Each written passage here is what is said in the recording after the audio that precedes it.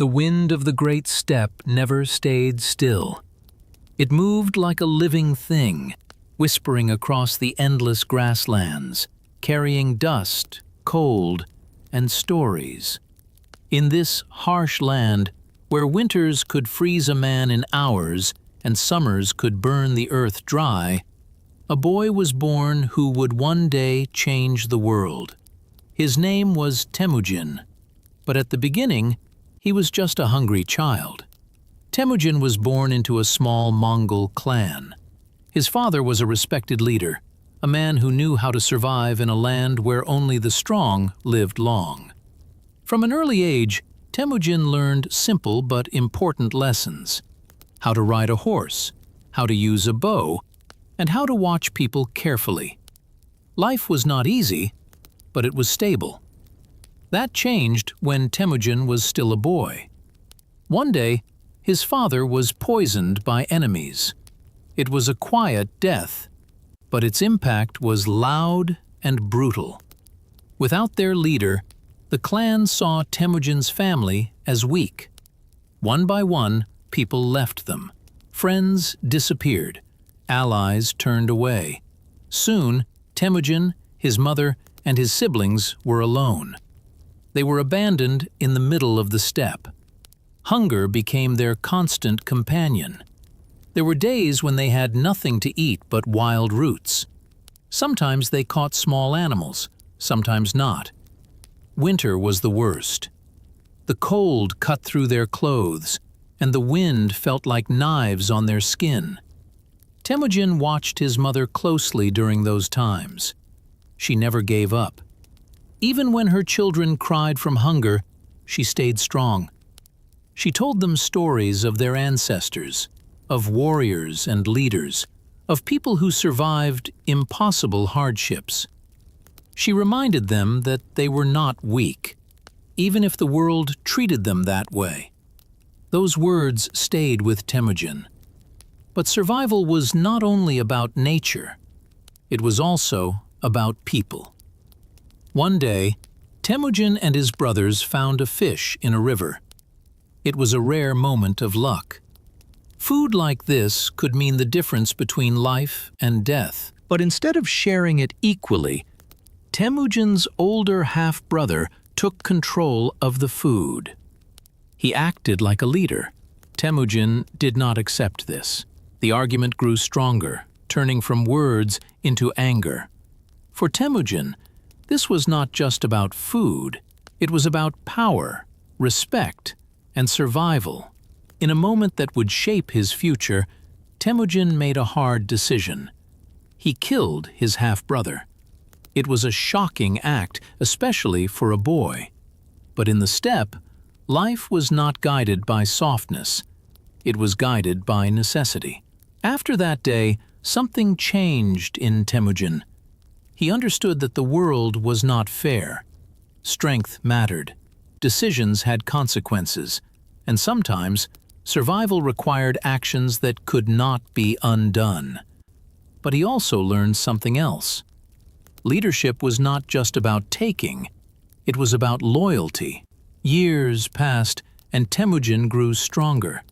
He became a skilled rider and an excellent archer. He could shoot arrows while riding at full speed, a skill that made him dangerous even as a young man. But his greatest strength was not physical. It was his mind. Temujin paid attention to people. He noticed who was loyal and who was not. He remembered kindness, and he never forgot betrayal. This would become one of his most powerful tools. When Temujin was still young, he was captured by a rival tribe. They saw him as a threat, even then. He was tied up and forced to wear a wooden collar around his neck. It was heavy and uncomfortable, a symbol of slavery. He could not move freely. He could not escape easily.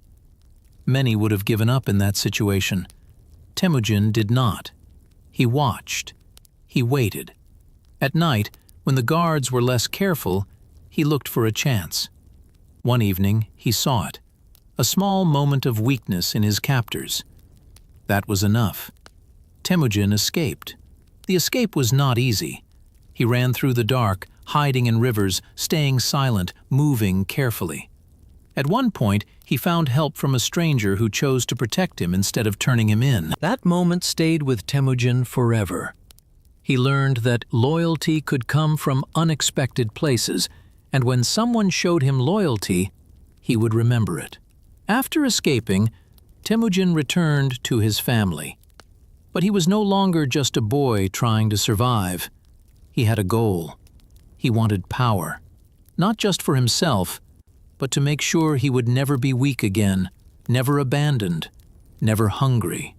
Temujin began to gather people around him, not just from his own clan, but from others as well.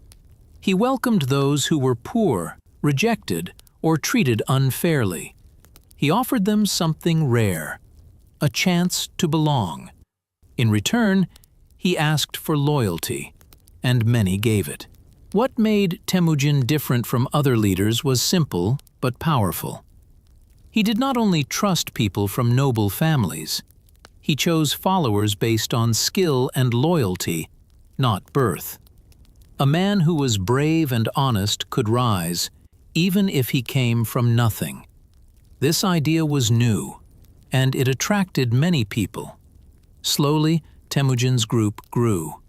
It was still small compared to the great tribes of the steppe, but it was strong. More importantly, it was united. Temujin had learned from his childhood. He knew what it felt like to be abandoned. He would not allow that to happen again. But the steppe was not a place where rising power went unnoticed. Other leaders began to see Temujin as a threat. Conflicts started, small fights at first, then bigger ones. Temujin was stepping into a dangerous world, a world of war, alliances, betrayal, and ambition. And this was only the beginning. The hungry boy from the steppe was changing. He was becoming something more, something stronger, something the world had never seen before. The steppe was no longer just a place of survival for Temujin. It had become a battlefield. By now, Temujin was no longer a lonely boy struggling for food. He was a young leader with a growing group of loyal followers. They were not the strongest army on the steppe, and they did not have the richest resources, but they had something more powerful. They believed in him. Temujin understood something many leaders did not.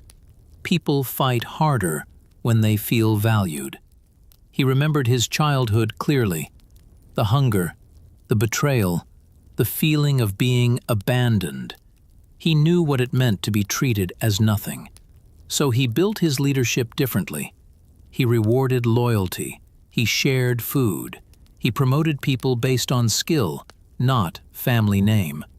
For many, this was revolutionary. But not everyone liked this change.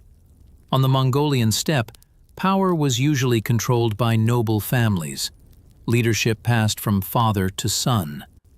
Temujin's way threatened that system.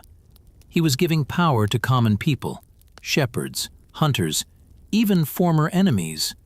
To traditional leaders, this was dangerous. To ordinary people, it was hope. One of the biggest challenges Temujin faced came from someone he once trusted deeply, his childhood friend, Genghis. As boys, Temujin and Genghis had sworn brotherhood. They called each other Anda, a bond stronger than friendship. They shared dreams, rode horses together, and believed they would rise in the world side by side. But time changes people. Genghis believed in tradition. He supported the old system, where noble blood decided power. Temujin believed in something new, a system where loyalty and ability mattered more than birth. At first, the difference was small. Then it became everything. Their followers began to separate. Some chose Genghis, respecting his noble background. Others chose Temujin, believing in his vision. The steppe was dividing, and division leads to war. The first major conflict between Temujin and Genghis was brutal. It was not just a fight between two men. It was a fight between two ideas. Jamuka's army was larger and more traditional. Temujin's army was smaller, but more flexible and united. In the early battles, Temujin struggled. He faced defeat. He lost men. He felt the pressure of leadership more than ever before. But Temujin was not someone who gave up. He learned from every mistake. He studied how his enemies fought. He changed his strategies. He trained his soldiers to move quickly, to attack unexpectedly, and to work together as one unit. He introduced discipline, order, structure. These ideas transformed his army.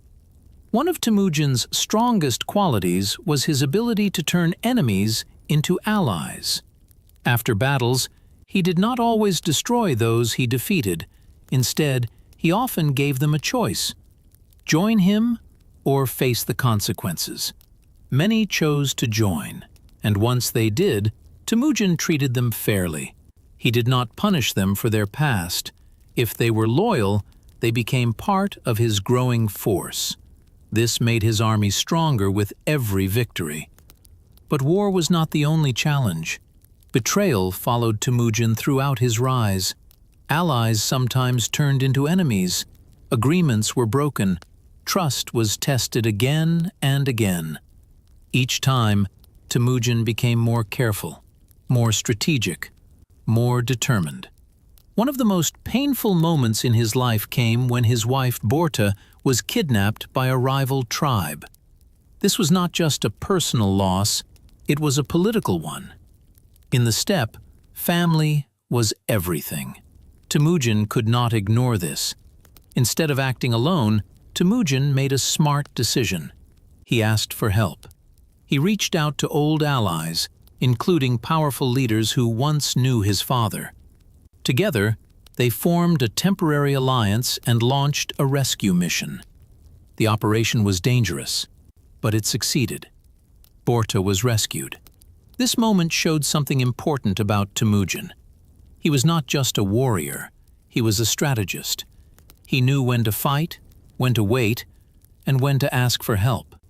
After rescuing Borta, Temujin's reputation grew even stronger.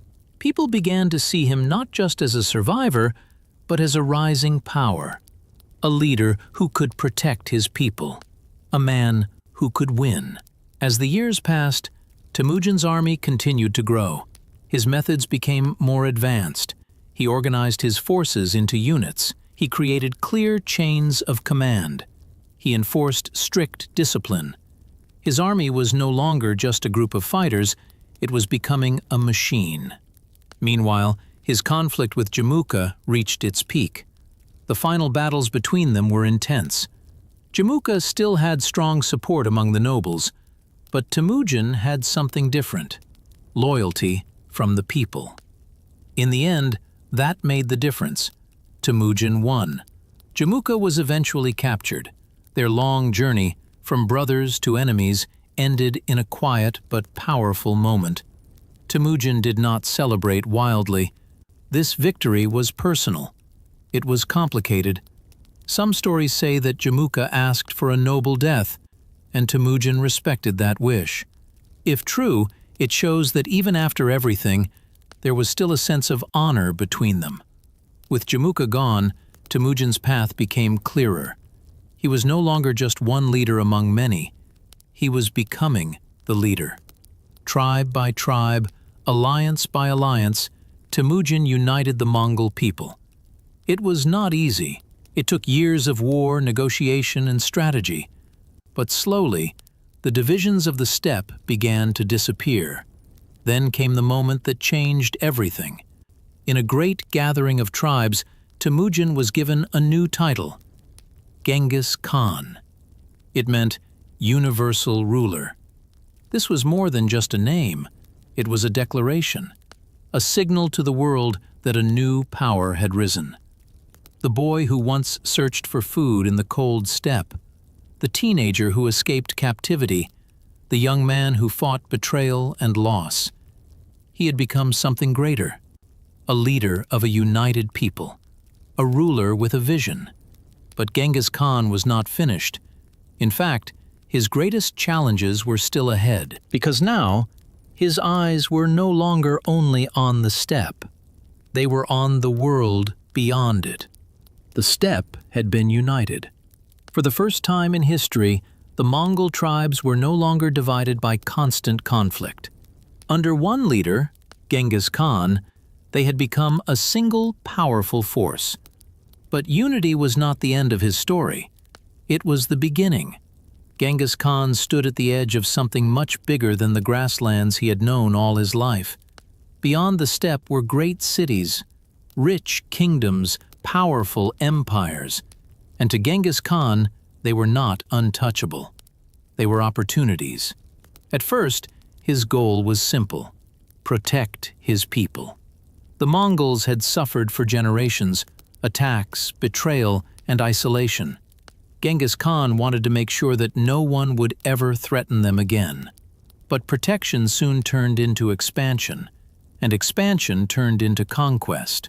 One of his first major targets was the Khwarezmian Empire, a vast and wealthy state that controlled important trade routes. At the beginning, Genghis Khan did not want war. He sent traders. He sent messages of peace.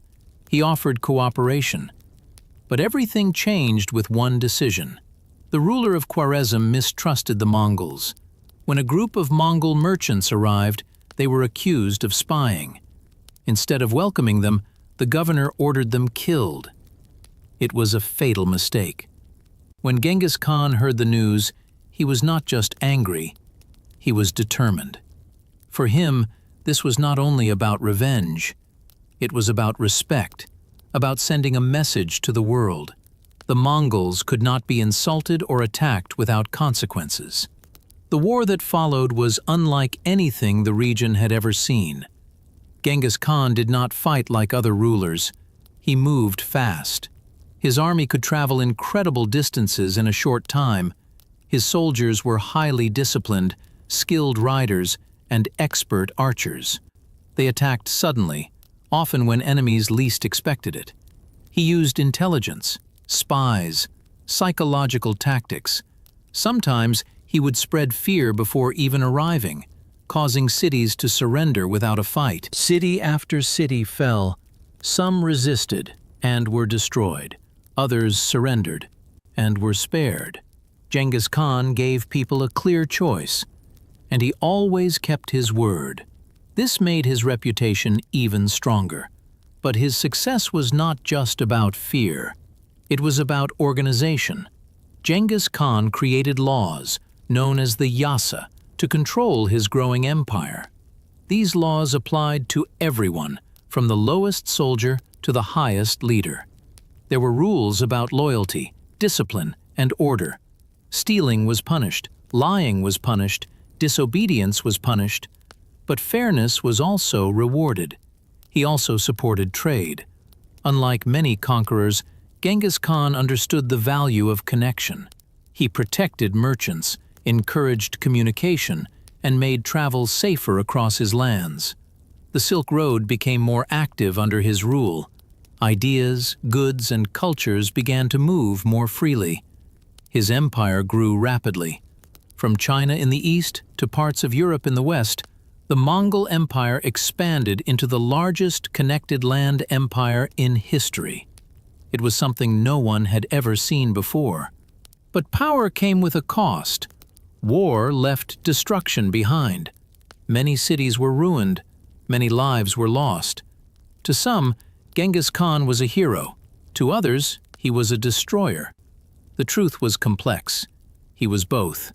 As he grew older, Genghis Khan did not slow down. He continued to lead campaigns, make decisions, and shape the future of his empire. But time, like the wind of the steppe, never stops. In 1227, during a military campaign, Genghis Khan died. The exact cause of his death remains a mystery. Some say illness, some say injury, but no one knows for sure. Even in death, Genghis Khan remained a powerful figure. His burial was kept secret. His grave has never been clearly found. It is one of history's greatest mysteries. After his death, his empire did not disappear. It continued to grow under his sons and grandsons. Leaders like Kublai Khan expanded Mongol rule even further, connecting more parts of the world. But everything started with one boy. A boy who knew hunger, a boy who faced betrayal, a boy who refused to give up. Genghis Khan's story is not just about conquest. It is about resilience, about leadership, about vision. He changed the world, not because he was born powerful, but because he became powerful. From the empty steppe to the center of history, his journey remains one of the most incredible transformations ever known. And even today, centuries later, his name is still remembered. Sometimes with fear, sometimes with respect, but never forgotten.